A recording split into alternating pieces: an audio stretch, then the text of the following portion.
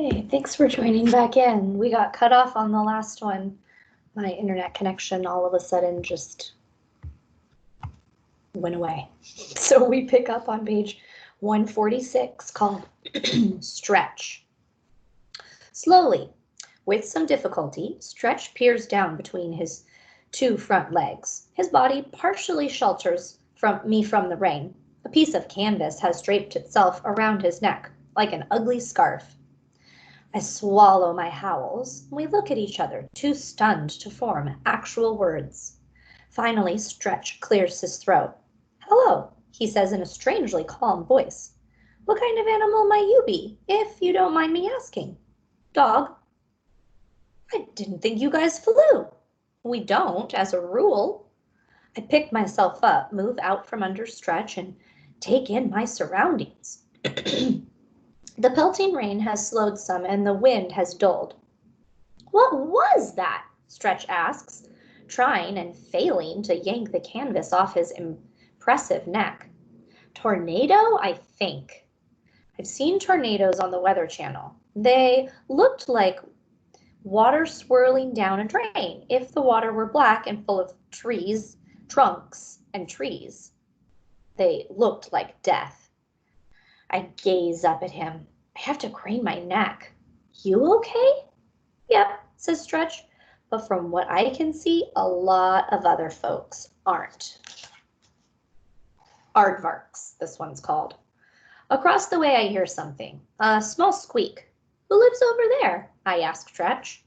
The Aardvark family, he replies, lovely neighbors. Carefully, I venture across Stretch's domain. The sky is dark as dusk. I hear a flutter of wings overhead. It's Mitch, the mockingbird. He's missing some feathers. Bob, he calls, settling on a fence post. Was that you I saw up there? Yep. How are things looking? Not good. A lot of damage. Well, take care of yourself, I say. Likewise. He pauses to straighten a wayward feather. Little hint, by the way. Next time you fly, try flapping your paws. I make my way over a broken wooden barrier, tiptoe over some scattered glass and twisted metal, cross the paved path, and arrive at the aardvarks. More sounds. They're coming from what looks like a demolished keeper's shed. I hesitate, not sure what to do. It's a big mess, and I'm a small guy. Also, my head hurts. I feel dazed, fuzzy. My ears are ringing. I yank off some small stray boards with my mouth. For the record, small stray boards have small stray nails in them. Underneath the boards are 3 shivering aardvarks, 2 babies and a mom. They're strange looking, I gotta say, with their long, piggy snouts and bunny ears. You good? I ask. What was that? The mother manages to ask. Some seriously bad weather. Is it over? I consult the wind. Doubt it. You think everybody's okay? She asks. Don't know. Sure hope so. And then it hits me. Ivan, Ruby, Julia, George. Look, I gotta go, I say in a strangled voice. Any part of your indoor den survive? She nods. Think so. Go there. Lie low. Where's Pedro? The littlest aardvark asks. I feel my head with a front paw. A nice bump is forming. Who's Pedro? Our keeper. He'll come, I promise. Are you sure? The baby asks. I'm sure, I say, but of course I'm lying. This one's called Sounds. The eerie quiet doesn't last. Before long, the squeals and shrieks and brays and squawks of the animal kingdom crowd the air. Terror, confusion, pain. From far off comes the wailing of sirens. Car alarms blare from the parking lot. Now and then people shout. Cries for help translate into any language, human or animal, fish or fowl. Never want to hear those again. Never, ever. Smells. And the smells! Like I said, feelings have a scent. I figured I'd smelled pretty much everything there was to inhale in this big old world, but the smell of sheer terror, of helplessness, of blood, of broken bones, of torn wings, well, turns out there are a whole lot of other smells I've never encountered. Didn't know how lucky I've been. Surveying the damage. I picked my way past the devastation. The tornado has left a random path of misery. The African aviary is gone, simply gone. The kids' farm nearby, untouched. Although there are some very flustered chickens clucking like all get out from the safety of their henhouse. I see few people. Hopefully a lot of potential visitors were scared off by the threatening weather. It looks like some of the animals listened to the early warning systems, those little voices inside telling them something bad was coming their way. Quite a few seem to have taken cover before the brunt of the storm.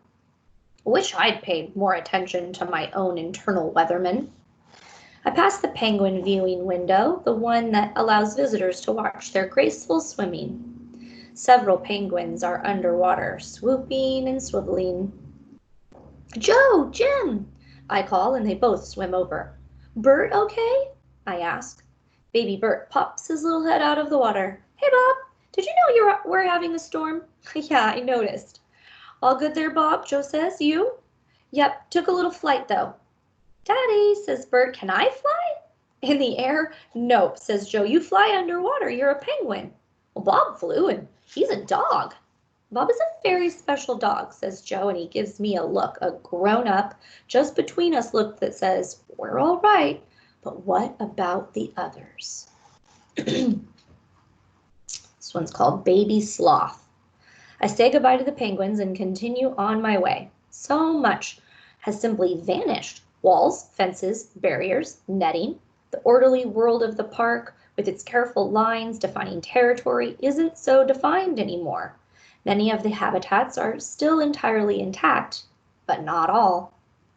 What will this place be like without fences and walls?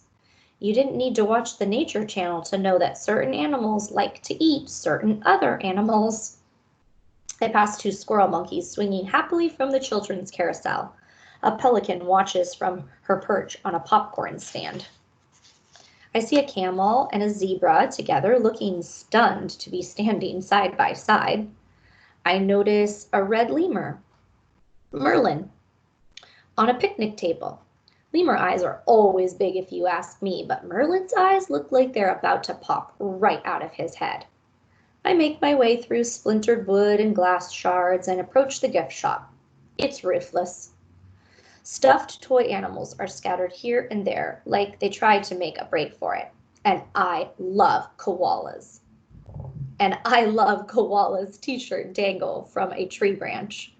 Around a corner, I see a baby sloth.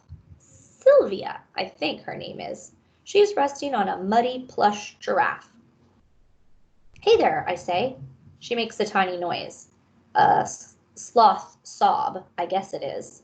Let's find your mom and dad.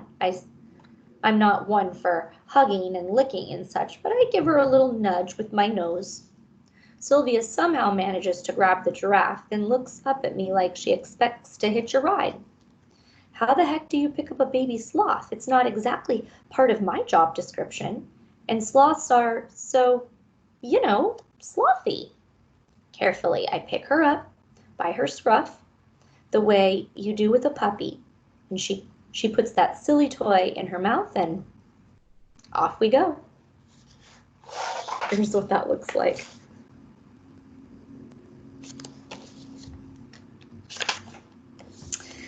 Takes a few minutes, but I find her mom, Selma. I deposit Sylvia on a patch of wet grass. How can I thank you? Selma cries. No biggie, I say, and I head on, with fear in my belly and an odd taste of sloth fur in my mouth.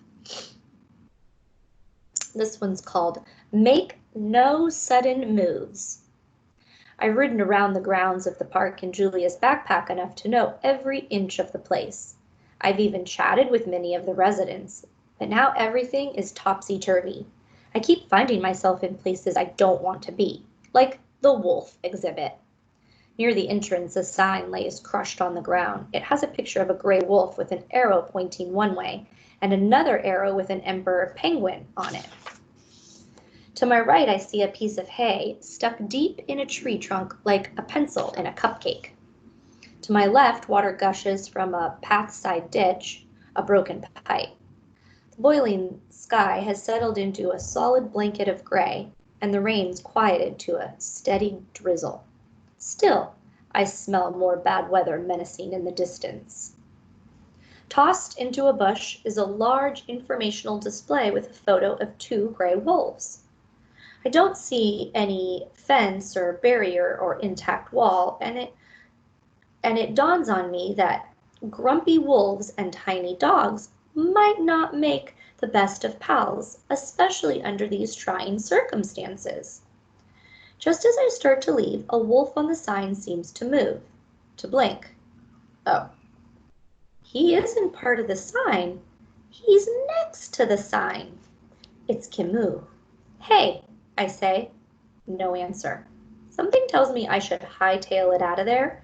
Something else is saying, make no sudden moves. I hate it when my brain disagrees with itself. I split the difference, crouching meekly, doing the whole submissive dog thing. Camus locks his gaze on me.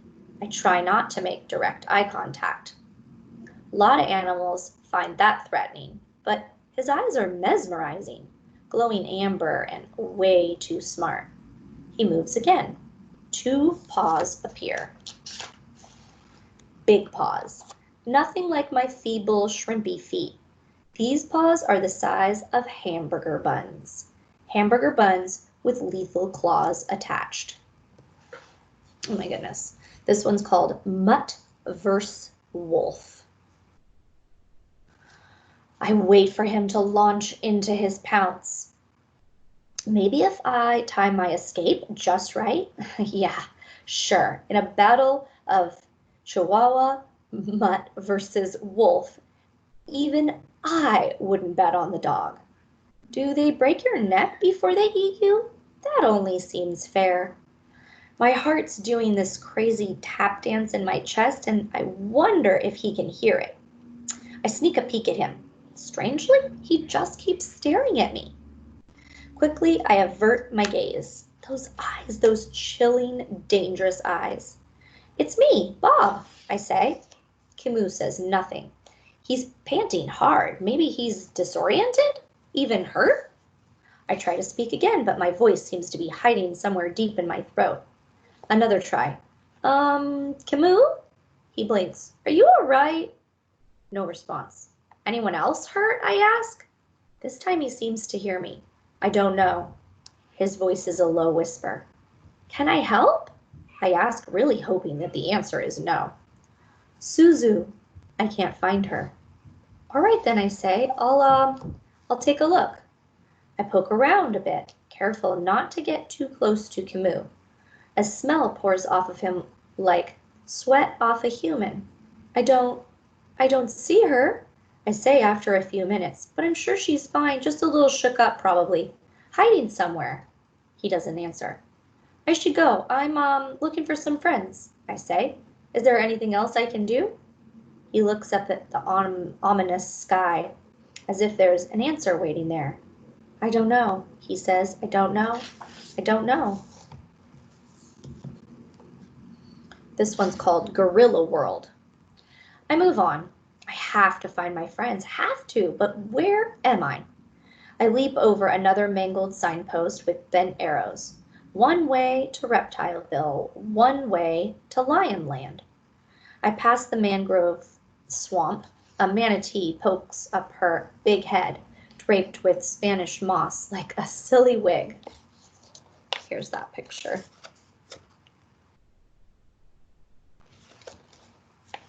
Two workers in yellow raincoats trot past me. One has a bloody bandage on his cheek. I need to stop, regroup. Cool it, Bob, I tell myself. I'm panicking, not taking in the right data. I try to blot out all the horrible smells, all the awful noise. I concentrate. Let my nose do the real work. A whiff of something familiar. Gorilla? It has to be gorilla. Full run now. I cut my back left paw on a shard of glass, trip, fall hard on my nose, and cut it too. Dripping blood, I carry on. Find them, find them, find them. A massive oak lies on its side at the entrance to Gorilla World. Huge tangled roots grope into the air like frozen snakes. And just beyond where Ivan lives is nothing but devastation. We're going to have to pause there. Check back next time for a little bit more of the bonus.